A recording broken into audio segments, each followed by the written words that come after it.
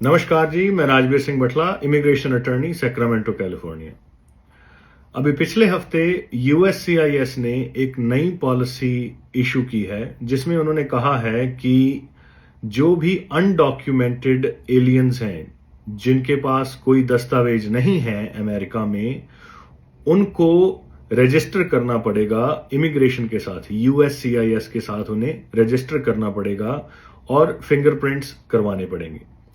तो हमारे ऑफिस में काफी कॉल्स आ रही थी कि किन लोगों को रजिस्टर करना पड़ेगा, किन के ऊपर ये जो रिक्वायरमेंट है ये लागू होती है। तो आज मैं आपको बताना चाहता हूं कि वो पॉलिसी कहती क्या है और ये किन लोगों के ऊपर लागू होती है। सबसे पहले ये कि किन लोगों के ऊपर ये लागू नहीं होती।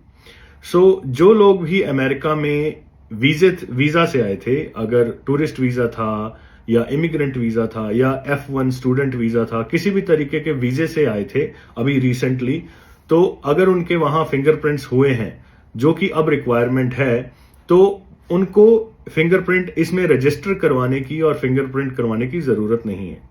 जो लोग वीजा से आए थे, इमिग्रेंट या नॉन इमिग्रेंट वीजा से, उनको जरूरत नहीं है।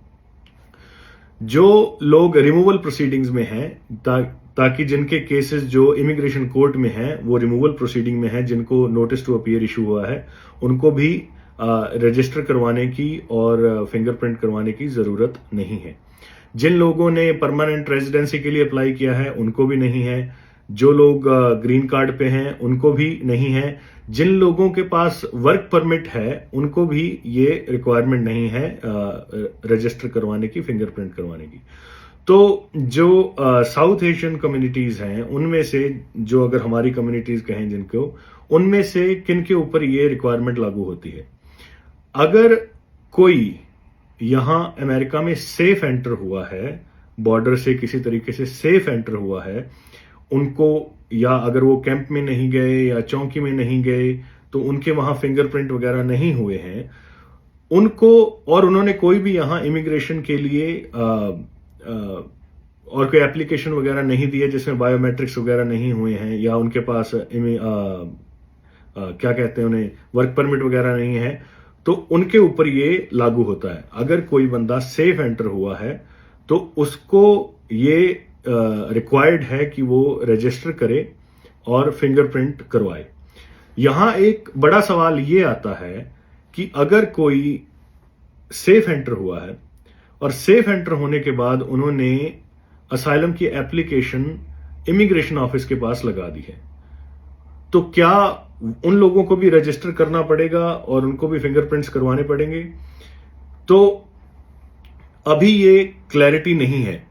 जो इनका पॉलिसी मेमो है वो कहता है कि उसमें जो फॉर्म्स दिए गए हैं कि ये फॉर्म्स हैं, अगर आपने ये फॉर्म्स जमा करवाए हैं इमिग्रेशन के पास तो आपको जरूरत नहीं है आप फिंगरप्रिंट करवाएं। लेकिन जो असाइलम का फॉर्म होता है, असाइलम का फॉर्म I-589, वो फॉर्म लिस्ट नहीं है उन लिस्ट ऑफ फॉर्म्स में कि जिनको फिंगरप्रिंट या रजिस्टर करवाने की जरूरत नहीं है।